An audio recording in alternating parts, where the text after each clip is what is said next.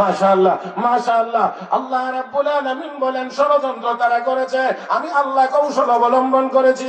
আমার কৌশলের সামনে কোন ষড়যন্ত্র চলে চলে আমার আল্লাহর কৌশলের সামনে কোন ষড়যন্ত্র চলে না। এরা মুসলমান, আল্লাহকে যদি আমরা আমাদের করে নিতে পারি, আল্লাহকে যদি আমরা আমাদের করে নিতে পারি, আমরা যদি আল্লাহর হয়ে যাইতে পারি, দুনিয়াও আমাদের আখিরাতও আমাদের, দুনিয়াও আমাদের আখিরাতও আমাদের। আমার ভাইরা আমার বন্ধুরা, আসুন আল্লাহকে আমরা আমাদের করে নেই। ওই জালেমরা পয়গম্বরদের কথা শোনার পরে, পয়গম্বরদের কথা শোনার পরে চূড়ান্ত সিদ্ধান্ত নিয়ে ফেলেছে পয়গম্বরদেরকে হত্যা করবে। নাউজুবিল্লাহ, জোরে কোন, আর জোরে কোন, পয়গম্বরদেরকে হত্যা করে ফেলবে। এমন সিদ্ধান্ত যখন নিয়েছে, তখন একজন মানুষ শহরের এক প্রান্ত থেকে দৌড়িয়ে এসেছে। দৌড়িয়ে, আস্তে আস্তে না, হেঁটে হেঁটে না, দৌড়িয়ে এসেছে। আল্লাহ রাব্বুল আলামিন কোরআনে বর্ণনা করেছে, وجاء من أقصى المدينة رجل يسعى قال يا قوم اتبعوا المرسلين اتبعوا من لا يسألكم أجرا وهم مهتدون।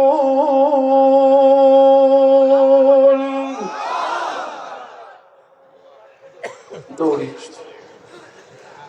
এর আগ পর্যন্ত সে শহরের এক প্রান্তেই ছিল।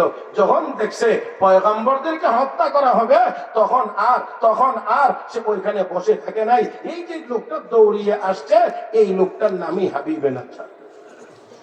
দৌড়িয়ে আসছে, আয়েশা কি বলতেছে, কি বলতে আছে, ইয়া কওমি ইত্তাবিউল মুরসালিন, রাসূলকে মারবা কেন, তোমরা তাদের অনুসরণ করো। আমার ভাইয়েরা, এই যে দৌড়িয়ে আসছে, তার আগে আসছে না, তার আগে আসছে না, ওইখানে বসা ছিল। যখন দেখছে পয়গম্বরদের উপরে হামলা, আর নীরব বসে থাকে নাই। তার মানে হলো সাধারণ একজন ইমানদারও ইসলামের উপরে যখন হামলা হয়, তখন আর নীরব বসে থাকতে পারে না, তখন আর নীরব বসে থাকতে পারে না। আমরাও নীরব বসে থাকতে পারি না। মুহতারাম হাজরিন, সাহাবায়ে কেরামের বৈশিষ্ট্যই ছিল নিজেরা বড় দয়ালু, কাফের বেঈমানদের মোকাবেলায় বড় কঠোর, বড় শক্ত, বড় শক্তিশালী। আমার ভাইয়েরা, আমরাও চাই নিজেরা খুব মহব্বতের ভিতরে চলবো। ইসলামের দুশমনদের মোকাবেলায় আমরা সিংহের মতো গর্জন দিয়ে ময়দানে নামবো। হাবিবে নাজ্জার দৌড়িয়ে আসছে। কেন দৌড়ে আসছে, এটাও একটু খেয়াল করতে হবে। হাবিব ওই আলাদা জায়গায় কেন থাকতো? তার শারীরিক সমস্যা ছিল, অসুস্থ ছিল, রুগ্ন ছিল। ডাক্তার সহ সবকিছু যখন ব্যর্থ, তখন সে বিভিন্ন মণ্ডপে গিয়ে ভোগ দিয়েছে, নজরানা দিয়েছে তার রোগ ভালো হওয়ার জন্য। যে যেখানে বলছে সেখানে গেছে, অমুকখানে যাও, অমুক মন্দির, পুরো মন্দির, এখানে গিয়ে দিলে তারপরে তোমার রোগ ভালো হবে। সে এখানে গেছে, অনেক কিছু নিয়ে দিছে। আরেকজন আরেকখানের কথা বলছে, ওইখানে দিছে। দিতে এক সময় সে হতাশ হয়ে গেছে যে না, আমার রোগ মনে হয় আর ভালো হবে না। আপনারা একটু আওয়াজ করে বলেন, এইরকম নজরানা আরো যদি দিতে থাকে, এই মূর্তিগুলোর কি কোন রোগ ভালো করার ক্ষমতা আছে? বলেন না, কোন ক্ষমতা আছে? ক্ষমতা নাই, কিচ্ছু নাই। আল্লাহ রাব্বুল আলামিন তাদের ক্ষমতা যে নাই, এই কথা কোরআনের আয়াতে আমাদেরকে জানিয়ে দিয়েছেন যে তারা দুর্বল। ইয়া আইয়ুহান নাসু দুরিবা মাসালুন ফাসতামিউ লাহু ইন্নাল্লাযীনা তাদউনা মিন দুনিল্লাহি লা ইয়াখলুকু যুবাবান ওয়া লাউ ইজতামাউ লাহু ওয়া ইন ইয়াসলুবহুমুয যুবাবু শাইআন লা ইয়াস্তানকিযুহু মিন ضعفাত তালিব ওয়াল মাতলুব।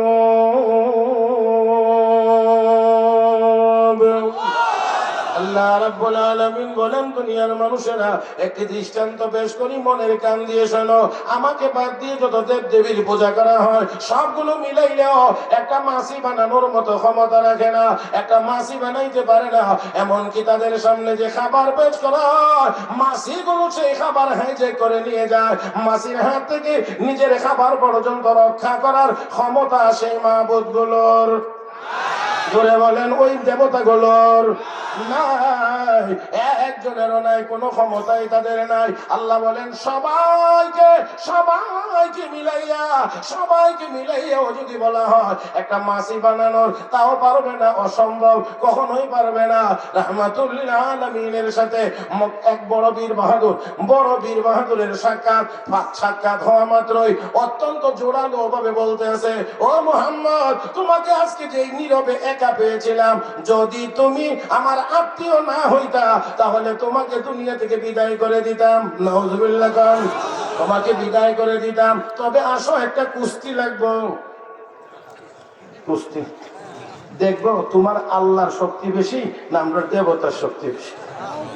নাউজুবিল্লাহ বলবেন না, দেবতার কোনো শক্তি নাই, কিন্তু দেখবো তোমার আল্লাহর শক্তি বেশি না দেবতার শক্তি বেশি। আল্লাহ রাসূলকে কুস্তি লাগবার জন্য তো আমি দুনিয়াতে আসি নাই, তো তোমার কালেমার দাওয়াত দেই, কালেমা গ্রহণ করে নাও। রাখো, শক্ত শক্ত, নবী নরম, সে শক্ত, নবী নরম, সে শক্ত। শেষ পর্যন্ত রাসূল চিন্তা করলেন, একটুখানি যদি তামসা না দেখানো তো মনে করবে যে মুহাম্মদের আল্লাহর কোনো শক্তি নাই। এই জন্য ঠিক আছে, আসো, কুস্তি হবে। এবার তো হামলাটা কে করবে আগে? নবী কো, তুমি আগে, তুমি আগে। ওহ, লোকে কি খুশি হয়েছে, মানে ধরবে আর পরাজিত করবে। আগায় আসছে রাহমাতুল লিল আলামিন, হাত মোবারক এমনি সোজা করে দিয়ে কয়, পারলে আমার হাত টেনে একটু নিচে নামাও, না হলে একটু উপরে উঠো। আল্লাহু আকবার, কালকে কয়ে না কি করবেন, পারলে একটু টেনে উপরে উঠাও, না হয় একটু নিচে নামাও।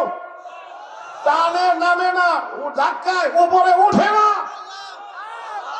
এবার শেষ, এবার একবারের অভিযান শেষ হওয়ার পরে এখন হলো না, এখন তো ও মুহাম্মদ জোরে কোন সাল্লাল্লাহু আলাইহি ওয়াসাল্লাম, আমাকে আরেকবারের সুযোগ দিতে হবে। বলে কেন সুযোগ দিতে হবে? ও সুযোগ দিতে হবে এই জন্যে, আমার মনে হয় আমার দেবতাগুলো আমার উপরে অসন্তুষ্ট, এই জন্য আমি পারছি না। কি সন্তুষ্ট কি অসন্তুষ্ট আমি আমি আপনাদেরকে মনে হয় সব বলে শেষ করতে পারবো না। এদের সন্তুষ্টই কি আর অসন্তুষ্টই কি, এখানে কোনো কিছুই না, এটা একান্ত তাদের ধারণা। হযরত আবু বকর সিদ্দিক ছোট থাকতেই ওনার বাবা মণ্ডপে নিয়ে গেছিল নবীর সামনে। হযরত আবু বকর বলতে গিয়ে বলতেছেন যে আমার আব্বা আমাকে নিয়ে গেছে দেবতাগুলো দেখায়, মাহবুদ, এটা মাহবুদ, এটা মাহবুদ, এটা মাহবুদ, এদের কাছে যা চাইবে তা দিব। ও আল্লাহ, নিজেরা বানানোর পরে যা চাইবে তা দিবে। হযরত আবু বকর কই, ইয়া রাসূলুল্লাহ, অতঃপর আব্বার কাজে ব্যস্ত, আমিও গেছি, গিয়ে একজনের সামনে দাঁড়ায় বলতেছি, আমার পেটে খিদা লাগছে, কিছু দেন। মিরকাতুল মাফাতিহ আলা মিশকাতিল মাসাবি, আল্লামা মোল্লা আলী কারি রাহমাতুল্লাহ আলাইহি, তিনি তার কিতাবের মধ্যে লিখেছেন। তো আল্লাহ রাসূল বলেন, তারপর কি হয়েছে? তারপর কি হইল? আমার একটু রাগ হচ্ছে, তো বদলায় আরেক মাহবুদের সামনে গেছে, গিয়ে বলি আমার পানির পিপাসা লাগছে, পানি দেন। কথার পর এটাও কোনো উত্তর দেয় না, বলে আমি আমার কোনো উত্তর দেয় না। তো না দেওয়ার পরে রাগ আরো উঠছে, এবার পাথর হাতে নিছি, নিয়ে এদের সামনে গিয়ে বলছে, আমি যা চাইছি তা দেন, না হইলে কিন্তু। তারপরে কোনো কথা বলে না। তারপর মেজাজ গরম হয়েছে, মারছি একেবারে খুদার ঘাড় ভেঙে গেছে, জিম করে বসছে, পুরা মণ্ডপ জুড়ে আতঙ্ক। কে করলো এই কাম? আবু কুহাফা উসমান ইবনে আমিরের ছেলে আবু বকর।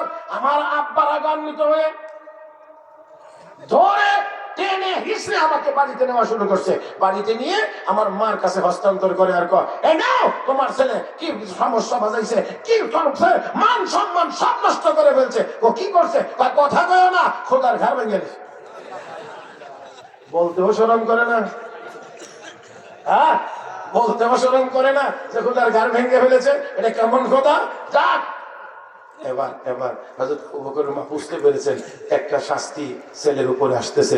এই জন্য কয়, আমি একটা কথা আপনার কাছে বলতে চাই, যে কথাটা অনেকদিন থেকে বলার ইচ্ছা ছিল, কিন্তু সেই পরিবেশ আসে নাই, বলতেও পারি নাই। কথাটা আজকেই বলে হইল, এত আগ্রহী হয়েছে। এমন একটা ভূমিকা দিলে, নর্মাল কথা শুনবার জন্য তো মানুষ আগ্রহী, যে একটা ভূমিকা দিচ্ছে, এই ভূমিকার কারণে।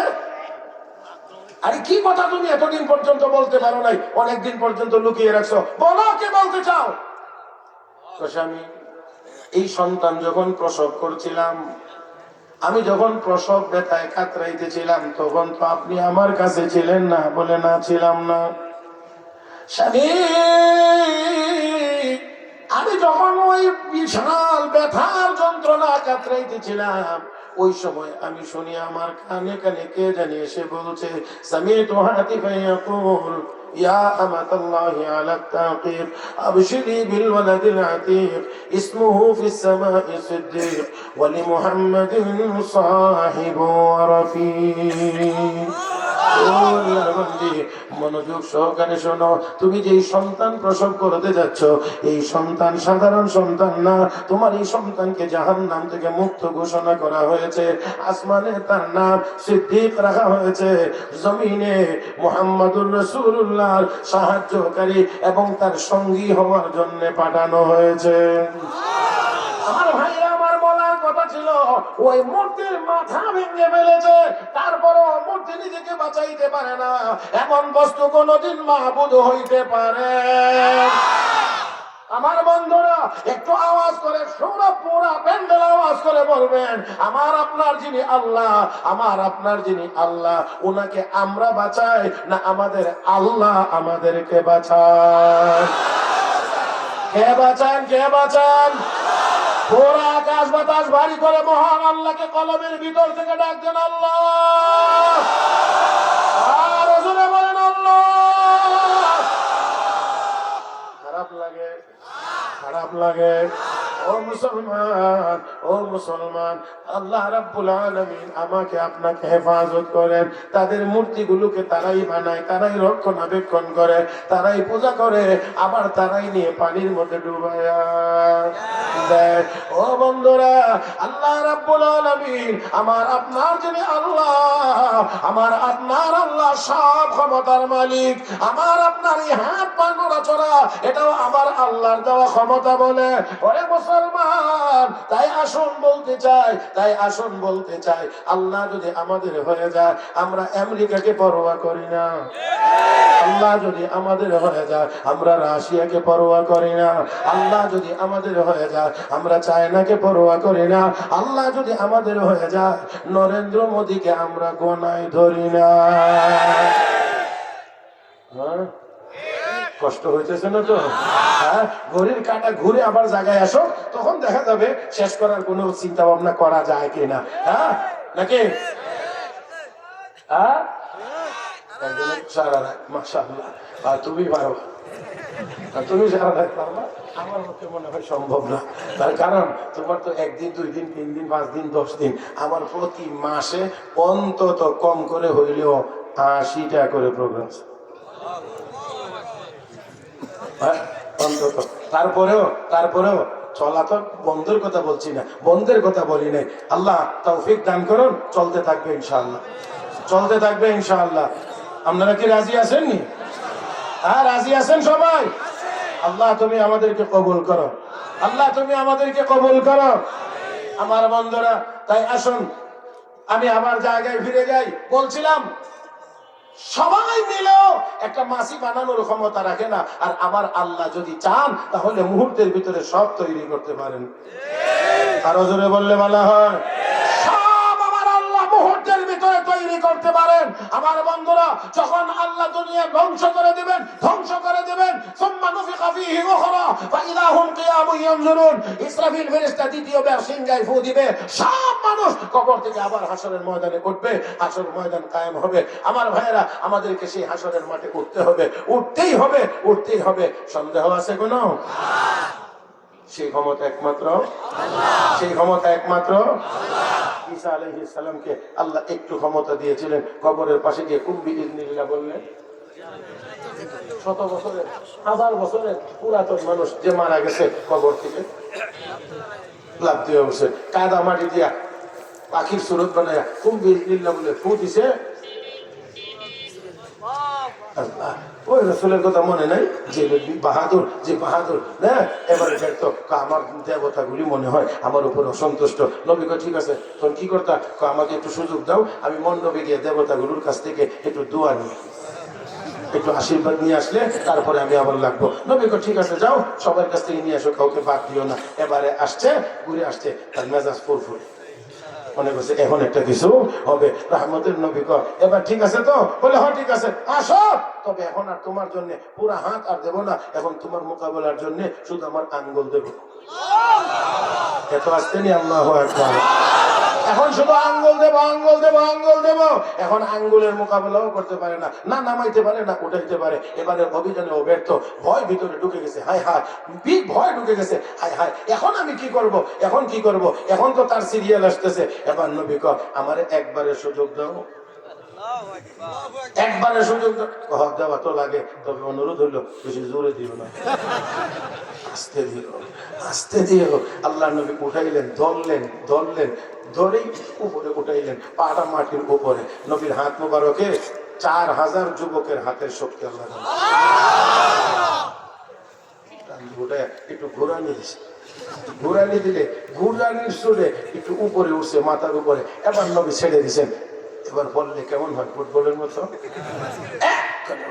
চোখে মুখে আতঙ্কের চাপ। ডাক দিয়ে আর না মুহাম্মদ, সাক্ষী দিলাম তোমার আল্লাহ সর্বশক্তিমান। কে কে কে কে? সব ক্ষমতার মালিক কে? قل اللهم مالك الملك تؤتي الملك من تشاء وتنزع الملك ممن تشاء وتعز من تشاء وتذل من تشاء بيدك الخير إنك على كل شيء قدير ومن الناس من يتخذ من دون الله أندادا يحبونهم كحب الله والذين آمنوا أشد حبا لله ولو يرى الذين ظلموا إذ يرون العذاب أن القوة لله جميعا সব ক্ষমতার একমাত্র মালিককে। আমার ভাইয়েরা, আমার বন্ধুরা, তো দেখেন মূল জায়গায় যাই। হাবিবে নাজ্জারের কথা ভুলে গেলে হবে না, হ্যাঁ সেই জায়গাটা ভুলে গেলে হবে না। এবার মাশাআল্লাহ,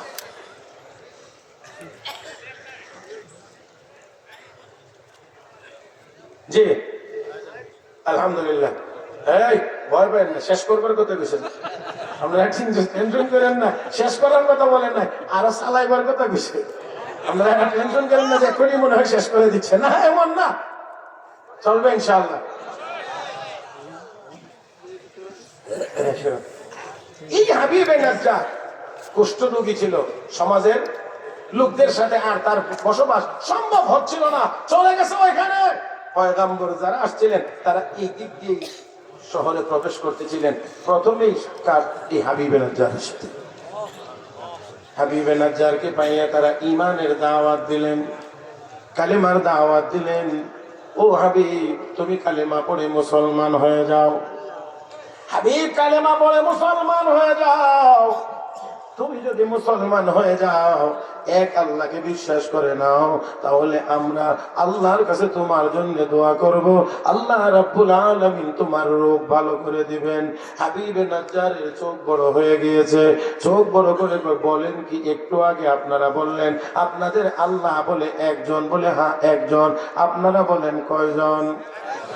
একজন। তাহলে একজন আল্লাহ এত তাড়াতাড়ি আমার রোগ কেমন করে ভালো করবেন? সে এক আল্লাহ কি এত ক্ষমতা আছে আমার রোগ ভালো করে দিতে পারেন এত অল্প সময়ের ভিতরে? আমার বন্ধুরা, তার ভিতরে তো ধারণা, আমি এত মণ্ডপের কাছে গেলাম, এত মন্দিরে গেলাম, এত খোদার কাছে গেলাম, কেউ আমার রোগ ভালো করতে পারে নাই। আর ওনারা বলেন ওনাদের আল্লাহ একজন, এক আল্লাহ কেমন করে আমার রোগ ভালো করে দিবেন? আশ্চর্য বলেন, আশ্চর্য বলেন, আপনাদের আল্লাহ একজন, আর এক আল্লাহ আমাকে এমন করে ভালো করে দিতে পারবেন? এত ক্ষমতা কি আছে আল্লাহর? ওই মুসলমান, পুরা ময়দান থেকে আওয়াজ হোক, আমার আল্লাহর সেই ক্ষমতা নাই না আছে? আল্লাহ রাব্বুল আলামিন, আল্লাহ রাব্বুল আলামিনের সেই ক্ষমতা আছে। হাবিবে নাজ্জার এবার তাদের কথায় আশ্বস্ত হয়ে কালেমা পড়ে মুসলমান হয়ে গেছেন। মুসলমান হওয়ার পরে পয়গম্বর তারা দোয়া করে ফু দিয়েছে, হাত বুলিয়ে দিয়েছে। মুহূর্তের মধ্যে হাবিবে নাজ্জারের সমস্ত রূপ আল্লাহ ভালো করে দিয়েছে। এই কারণে হাবিবে নাজ্জার দৌড়ে এসেছে। ওয়াজা মিন আকসাল মাদিনাতি রাজুলুন ইয়াসআ ক্বালা ইয়া কওমি ইত্তাবিউল মুরসালিন ইত্তাবিউ মান লা ইয়াসআলুকুম আজরা ওয়া হুম মুহতাদুন।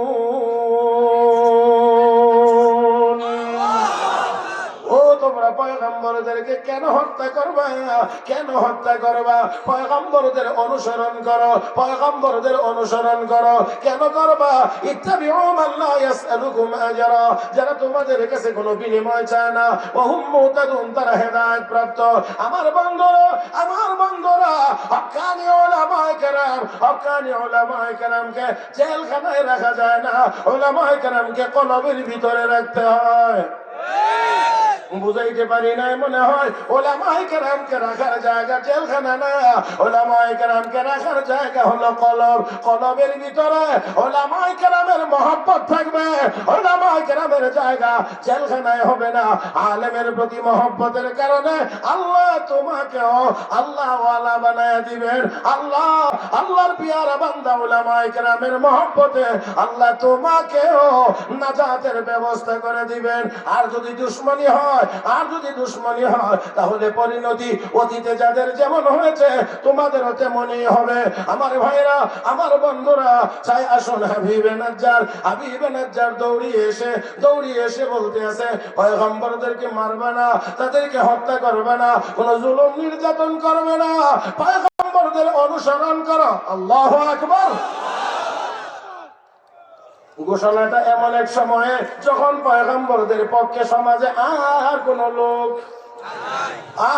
লোক এমন একটি সময়ে একজন মানুষ দৌড়ে এসে যখন এই কথা বলেছে, এবার সমাজের লোকেরা কয়, হাবিব, তোমার কথা শুনে মনে হয় তুমিও এই দলের। তুমিও এই দলের। হাবিবে নাজ্জার তখন জবাব দিয়ে বলেছিলেন, ওয়া মালিয়া লা আ'বুদুল্লাযী ফাতারানি ওয়া ইলাইহি তুরজাউন। আমার কি হলো? আমি ওই আল্লাহর ইবাদত করব না যে আল্লাহ আমাকে সৃষ্টি করেছেন। চিৎকার মেরে আওয়াজ করে বলেন, আমাদেরকে কে বানাইছেন? আল্লাহ। এই মাঠের পিছন দিক থেকে বলেন, আমাকে আপনাকে কে বানাইছেন? ইয়া আইয়ুহান নাস, يا أيها الناس اعبدوا ربكم الذي خلقكم والذين من قبلكم لعلكم تتقون الذي جعل لكم الأرض فراشا والسماء بناء وأنزل من السماء ماء فأخرج به من الثمرات رزقا لكم فلا تجعلوا لله أندادا وأنتم تعلمون।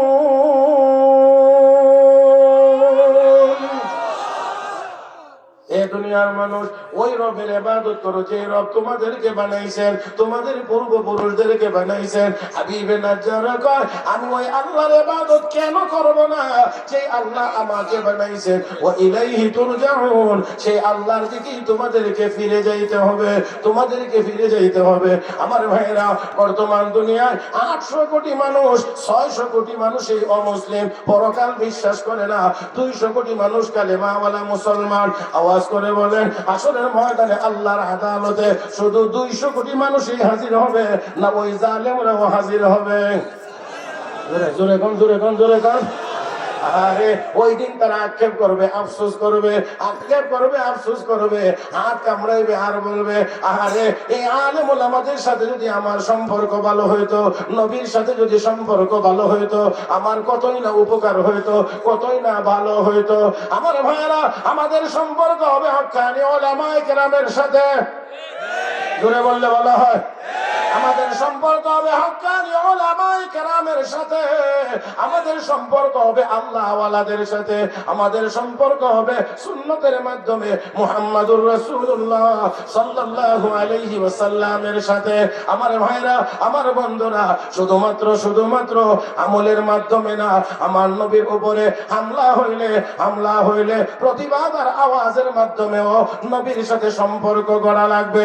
আমার ভাইরা, বাংলাদেশে 94% মানুষ মুসলমান থাকতে আর এই দেশে কোন কুলাঙ্গারকে আমার নবীর বিরুদ্ধে কথা বলার সুযোগ দেওয়া যাবে?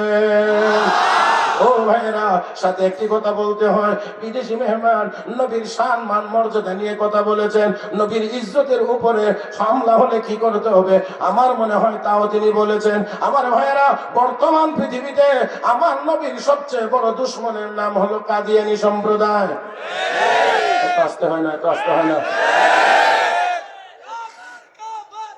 আস্তে আস্তে আইতে আসি আমি আসতেছি। আমার বন্ধুরা, আমার নবীর এত বড় দুশমন আর কেউ মনে রাখবেন ইসলামের ইতিহাস খুঁজে দেখবেন, সব যুদ্ধ জিহাদ মিলাইলে যত সাহাবী শহীদ না হয়েছে এর চাইতে বেশি সাহাবায়ে কেরামের শাহাদাতের নজরানা দিতে হয়েছে শুধু নবীর খতমে নবুয়তের সিংহাসন টিকায় রাখার জন্য।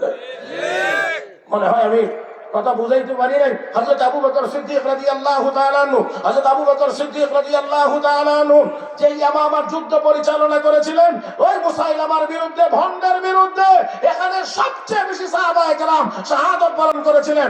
এর মধ্যে অধিকাংশই ছিল হাফেজে কোরআন। আমার বন্ধুরা, সাহাবায়ে কেরামের অধিক পরিমাণ রক্তের নজরানার মাধ্যমে সিংহাসন টিকানো হয়েছিল।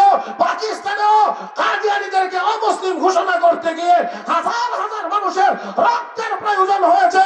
আমি আবারও বলতে চাই, আমার নবীর ইজ্জতের উপরে হামলা বাংলার জমিনে এখনো কাদিয়ানীদেরকে অমুসলিম ঘোষণা করা হয় না।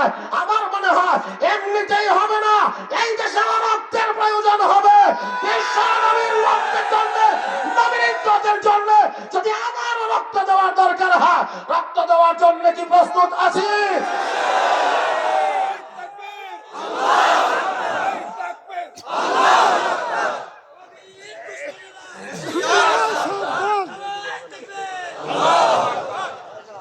আরো বলিষ্ঠ আওয়াজ লাগবে, আরো বলিষ্ঠ আওয়াজ লাগবে। মুহতারাম হাজরিন, নজরানা সারা এই কাজ করা যাবে না, এটা বাস্তবায়ন হবে না। তবে অবশ্যই বাংলাদেশে কাদিয়ানীদেরকে অমুসলিম ঘোষণা করতেই হবে। আল্লাহ আমাদের সবাইকে তৌফিক দান করুন, আমাদেরকে হিম্মত দান করুন, যা যা করার আমরা যেন সব করতে পারি সেই তৌফিক যেন আল্লাহ আমাদেরকে দান করেন। আমার ভাইয়েরা, আমার বন্ধুরা, সবাই আমরা জানি হযরত ওয়াহশী রাদিয়াল্লাহু তাআলা আনহু উহুদের যুদ্ধে নবীর চাচা হযরত আমির হামজাকে শহীদ করেছে। কালেমা পড়ে মুসলমান হওয়ার পরেও রাসূল বলছিলেন, ওয়াহশী, মুসলমান হয়েছে, আমি তোমাকে ক্ষমা করে দিয়েছি, কিন্তু তুমি আমার চোখের সামনে বসবে না। তুমি আমার চোখের সামনে যদি বসো, তোমাকে দেখলেই আমার চাচার বিভৎস লাশের কথা স্মরণ হবে, আমার মনে কষ্ট চলে আসতে পারে, তুমি ধ্বংস হয়ে যাবে।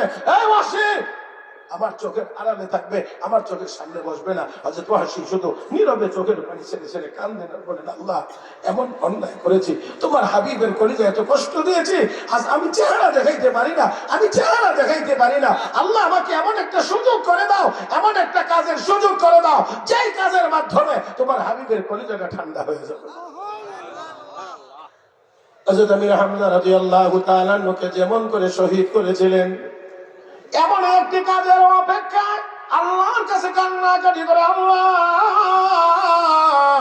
এমন একটা কাজের ব্যবস্থা করে দাও যে কাজটা করলে তোমার হাবিবের কলিজা ঠান্ডা হয়ে যাবে। আমার বন্ধুরা, সেই সুযোগ চলে এসেছে মুসাইলামার বিরুদ্ধে যুদ্ধে। তরবারি তীর নিয়ে যেমন ভাবে, যেই আঙ্গিকে, যেই পদ্ধতিতে হযরত আমির হামজাকে শহীদ করেছিলেন, একই পদ্ধতি অনুসরণ করে ওই কমবক্ত নবীর দুশমন ওই মুসাইলামাকে তিনি হত্যা করে ফেলেছেন। হত্যার পরে এবার আনন্দিত হয়ে গেছেন, আনন্দিত উল্লাস করছেন আর বলছেন, ওগো, ও আল্লাহর হাবিব, আমি তো আপনার চাচাকে শহীদ করার করার মাধ্যমে ব্যথা দিয়েছিলাম, আপনার দুশমনকে হত্যা করার মাধ্যমে এখন আপনি খুশি হয়ে যান, এখন খুশি হয়ে যান, আমি আপনার দুশমনকে হত্যা করে ফেলেছি। আমার ভাইরা, আমার বন্ধুরা, আল্লাহ নবীর সাহাবী হযরত ওয়াহশী রাদিয়াল্লাহু তাআলা আনহু নবীর এই বড় দুশমনকে হত্যা করার মাধ্যমে এই কাফারা আদায় করেছেন। হযরত আমির হামজার শাহাদাতের কাফারা আদায় করেছেন। আমার বন্ধুরা, বিশ্ব নবী রাহমাতুল লিল আলামিনের সম্মান টিকানোর জন্য প্রয়োজন যদি হয়, আমাদেরকেও অবশ্যই নজরানা পেশ করা লাগবে। আসুন সামনের দিকে আগাই, কথা সময়ও শেষ হয়ে আসছে, কথাও শেষ করতে হবে। ও বন্ধুরা, হাবিবে নাজ্জার বলতে আছেন, ওই আল্লাহর ইবাদত আমি কেন করব না ওই আল্লাহর ইবাদত যে আল্লাহ আমাকে বানাইছেন। তোমাদেরকেও সেই আল্লাহর কাছে ফিরে যেতে হবে, সবাইকেই ফিরে যেতে হবে। ও মুসলমান, এই কথাটা যার হৃদয়ে যত বেশি মজবুত আকারে বিশ্বাস থাকবে, ওই লোকটার দ্বারা এই গুনার কাজ কম হবে, আল্লাহর দিকে ফিরে যেতে হবে। এই কথাটা যদি স্মরণ থাকে, ওই লোকটা গুনার কাজ করবে না, করতে পারে না, করলেও আল্লাহর আযাবের ভয়ে আল্লাহর দরবারে কানবে, তওবা করবে। রব্বে কারীম তওবার দ্বারা তার জিন্দেগীর সব গুনাহ মাফ করে দেবেন। আমার ভাইয়েরা, আমরাও দুনিয়ায় ছিলাম না, দুনিয়ায় আমরাও থাকবো না, থাকতে পারবো না, দুনিয়া থাকার জায়গা না, দুনিয়া ছেড়ে চলে যাইতেই হবে। আল্লাহর আদালতে আমাদেরকে হাজিরা দিতে হবে। বিশ্ব নবী বলেন, ওই আদালতে গিয়ে সবাই দাঁড়াবে, একটি কদম নাড়ানোর ক্ষমতা কারও হবে, একটি কদম কেউ নাড়াইতে পারবে না। লা ইয়াযালু কাদামা ইবনি আদম ইয়াউমাল কিয়ামা, কিয়ামতের দিন একটি কদম কেউ নাড়াইতে পারবে না, পাঁচটি প্রশ্নের জবাব না দেওয়া পর্যন্ত। এক নাম্বার প্রশ্ন, ও বান্দা, বান্দি, হায়াত দিয়েছিলাম মান উমরিহি ফিমা আফনা, হায়াত দিয়েছিলাম 60 70 80 বছর, কোথায় খরচ করেছো জবাব দাও। ওয়ান শাবাবিহি ফিমা আবলা, যৌবনকাল কোথায় খরচ করেছো জবাব দাও। ও মুসলমান, ও যুবক ভাইয়েরা, একটু সামান্য সময়ের জন্য চিন্তা করতে হবে। তোমার এই যৌবন চিরস্থায়ী না। তোমার সামনে যে মুরব্বী মানুষটি বসা, তোমার পাশে যে মুরব্বী মানুষটা বসা, এই মানুষটাও একদিন তোমার মতোই টকবকে যুবক ছিল, আজ বুড়া হয়ে গিয়েছে। তুমিও একদিন বুড়া হয়ে যাবে, তুমিও মুরব্বী হয়ে যাবে। আর তোমার এই যৌবন চিরস্থায়ী না। কাজে এই যৌবনের পিছনে আর যৌবনের পাগলামিকে নিয়ে সামনের দিকে আগাইলে হবে না। পাগলামিকে দমন করে ঈমানের পথে আগাইতে হবে, ইসলামের পথে আগাইতে হবে, বিশ্ব নবীর মহব্বতে আগাইতে হবে, আল্লাহ এবং আল্লাহর রাসূলের মহব্বতে আগাইতে হবে। এরে বন্ধু, তোমার গায়ে এই শক্তি যদি ইসলামের পক্ষে বের হয়, তোমার যদি যুবক ভাই, তুমি যদি ইসলামের পক্ষে ময়দানে দাঁড়াও, তাহলে অবশ্যই ইসলাম এগিয়ে যাবে। এই জন্যই তো কাফির বেঈমানেরা অত্যন্ত সূক্ষ্মভাবে ষড়যন্ত্র করে আমাদের যুবকদেরকে কোরআন থেকে দূরে সরাইয়া গান বাজনা দিয়ে তাদেরকে ব্যস্ত করে ফেলেছে। আমার বন্ধুরা, শুধুমাত্র তা না, এই গান বাজনার আসক্তির কারণে গান বাজনার ভিতরে মাদকের সবক আছে।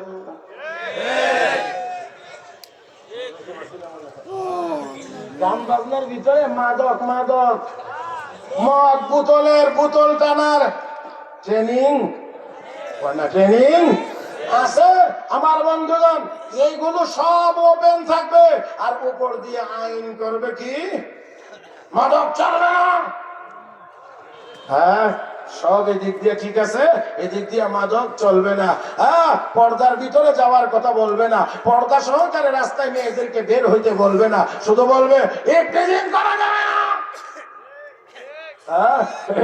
এই কথা বললে কোনো লাভ হয় না। বিড়ালের চোখের সামনে ইলিশ মাছ বেঁচে রেখে দিয়ে তাদের যদি ডান্ডা দেখান, বিড়াল ইলিশ খাইবে, একেবারে মাথাটা ফেটাই হলাম। বিড়াল কিছুক্ষণের জন্য নরম, কিন্তু তার চোখ বন্ধ হবে না, চোখ শুধু ঘুরবে, দেখবে লাঠি কোথায় আর মাছ কোথায়। যদি দেখে যে মাছে থাবা মারলে লাঠির আগে আগে চলে যাওয়া যাবে, তাহলে ওই বিড়ালকে আর মাছ খাওয়া থেকে বিরত রাখানো যায় না। বেপরদা মেয়েদেরকে রাস্তায় ছেড়ে দিয়ে খামোখা শুধু ইফটিজিং করবে না, 10 বছরের জেল হবে, এমন বাজে হুমকি দিয়ে যুবকদেরকে ওই ইফটিজিং থেকে ফিরাইয়া রাখা যায় না।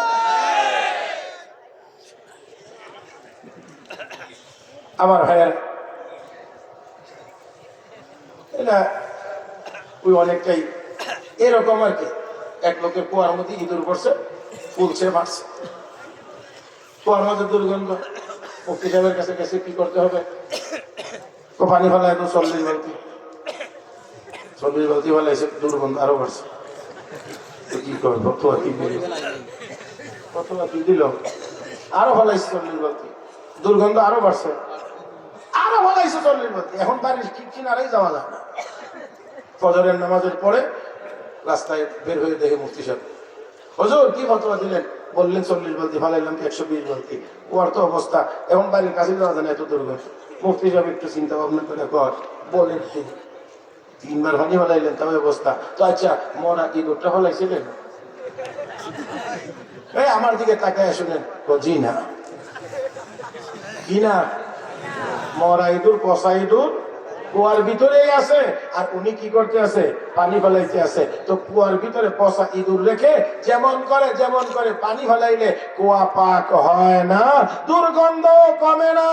বেপরদা রেখে শুধুমাত্র ইফতিজিং বিরোধী আইন করলেও মহিলাদের ইজ্জত সম্মানের নিরাপত্তার ব্যবস্থা হয় না। আল্লাহ আমাদেরকে বোঝার তৌফিক দান করুন। যাক, আমি আমার কথা এবার গুছিয়ে ফেলতে হবে। যে কাগজ দেওয়া হয়েছে সেই কাগজ অনুপাতে সময় কাছাকাছি চলে এসেছে, এই জন্য আর বেশি আগানো যাবে না। আমার ভাইয়েরা, এবারে আসেন, হাবিবে নাজ্জার কর, হাবিবে নাজ্জার কর। আমি ওই আল্লাহর ইবাদত কেন করব না? ওই আল্লাহর ইবাদত কেন করব না? যে আল্লাহ আমাকে বানাইছেন, তোমাদেরকে সেই আল্লাহর সামনে যাইতে হবে, সবাইকে যাইতে হবে। তারপরে হাবিবে নাজ্জার বলেন, আত্তাখিযু মিন দুনিহি আলিহা ইউরিদুনির রাহমান বিদররিন লা তুগনি আন্নি শাফাআতুহুম শাইআ ওয়া লা ইউনকিযুন।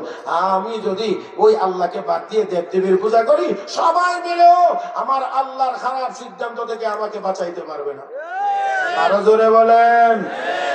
এই এখানে একটু খেয়াল করে বুঝতে হবে, একটু খেয়াল করে বুঝতে হবে। তাহলে এই কত রকমের সাজানো হয়েছিল, কত রকমের কত স্টাইলে সাজানো হয়েছিল, কত স্বপ্ন দেখতেছিল অনেক দিন পর্যন্ত।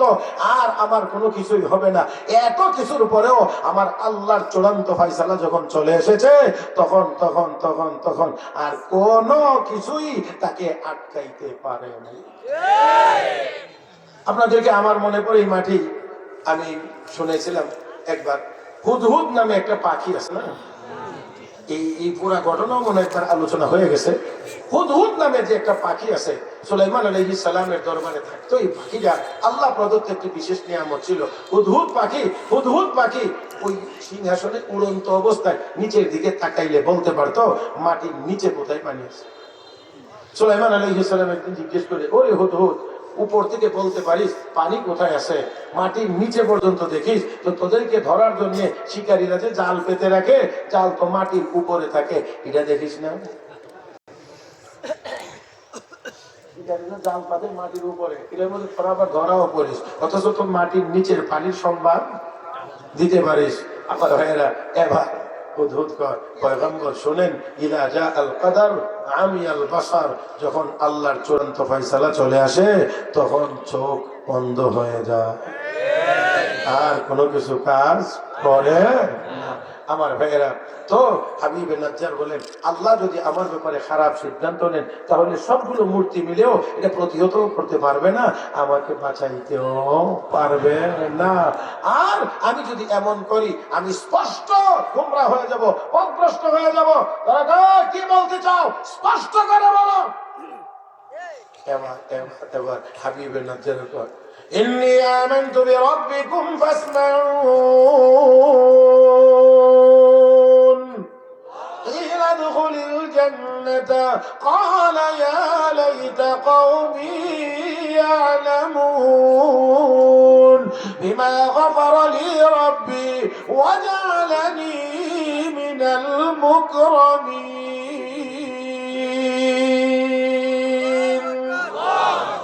শেষ সময় একটা জোরে আল্লাহু আকবার বলেন, হইছে না? আরো জোরে।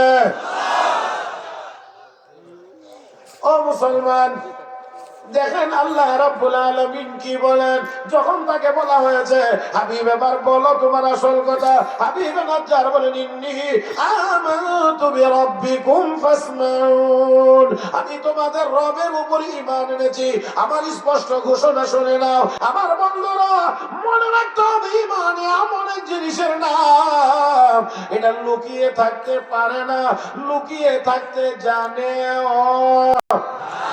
বুঝেন নাই? লুকিয়ে থাকতে পারে না, এটা লুকিয়ে থাকেও না।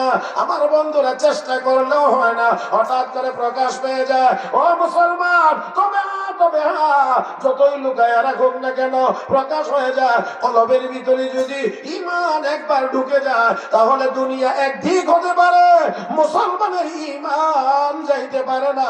কাফের বেঈমানরা হাজারো নির্যাতন করতে পারে, কিন্তু ঈমানদারের ঈমান কেড়ে নিতে পারে না। হ্যাঁ, মুসলমানের ঈমান সবচেয়ে বেশি দামি জিনিস, সবচেয়ে দামি জিনিস। হাবিবে নাজ্জার ইন্নী আমানতু বিরাব্বিকুম ফাসমাউন, শোনো আমি রবের উপরে ঈমান এনেছি। আল্লাহু আকবার। একটু আপনারা একটা জোরে আলহামদুলিল্লাহ বলবেন। আল্লাহ যে আমাদেরকে ঈমানের দৌলত দান করেছেন, এই জন্য আল্লাহর দরবারে শুকরিয়া আদায় করি। সবাই বলি আলহামদুলিল্লাহ। মুহতারাম হাজিরিন, তবে একটি কথা মনে রাখতে হবে, এই হাবিবে নাজ্জার ঈমান আনার কারণে তার উপরে কঠিন পরীক্ষা। শুধু তা না, শুধু কঠিন না, হাবিবে নাজ্জারকে হত্যা করা হবে। আমার বন্ধুরা, শুধুমাত্র ঈমান আনার কারণে গাজার মুসলমানেরা নির্যাতিত শুধু ঈমানদার হওয়ার কারণে, কাশ্মীরের মুসলমানেরা নির্যাতিত ঈমানদার হওয়ার কারণে, আরো যত জায়গায় আছে সবাই ঈমানদার হওয়ার কারণে। ও মুসলমান, আমাদের বিবেক আর কখন জাগবে? আমরা কখন ফিলিস্তিনের মুসলমানদের পাশে দাঁড়াইতে পারবো? ও ভাইরা, পৃথিবীতে 58টি মুসলিম দেশ, 200 কোটির মতো মানুষ মুসলমান, মুসলিম উম্মাহ পারমাণবিক শক্তি সম্পন্ন, তারপরে অন্যান্য দামি সম্পদ যা আছে সব মুসলমানের দেশেই বেশি, কিন্তু তারপরেও আমরা কেন মাথা উঁচু করতে পারছি না? এমনকি আমরা আমাদের সম্পদ পর্যন্ত রক্ষা করতে পারি না। আমাদের সম্পদ ওই জালেমরা কেড়ে নিয়ে যায়, আমরা তেল বিক্রি করি, টাকা তাদের অ্যাকাউন্টে চলে যায়, আর এই টাকা দিয়ে বোমা বানায়া আমাদের উপরে এই বোমার পরীক্ষা তারা চালায়। তারপরে আর কখন জাগ্রত হবে? আসুন সেই হাবিবে নাজ্জারের মতো আমরাও ঘোষণা দিতে পারি। যদি 58টি মুসলিম দেশ একযোগে একটি ঘোষণা দিতে পারি, ফিলিস্তিনের মুসলমানদের উপরে অন্যায় আর কোন হামলা আমরা মেনে নেব না, অবশ্যই আমরা তাদের পক্ষ হয়ে ময়দানে নামবো। আমার বন্ধুরা, শাহজালাল মুজাররদ ইয়ামানির আল্লাহু আকবারের আওয়াজে দুর্গবিন্দের দালান ভাঙতে পারলে 200 কোটি মুসলমানের আল্লাহু আকবারের আওয়াজে অবশ্যই ইসরায়েল নামের জারজ রাষ্ট্রটির নাম নিশানা পৃথিবীর মানচিত্র থেকে মুছে দিতে পারে। আল্লাহ আমাদের সবাইকে বোঝার তৌফিক দান করুন।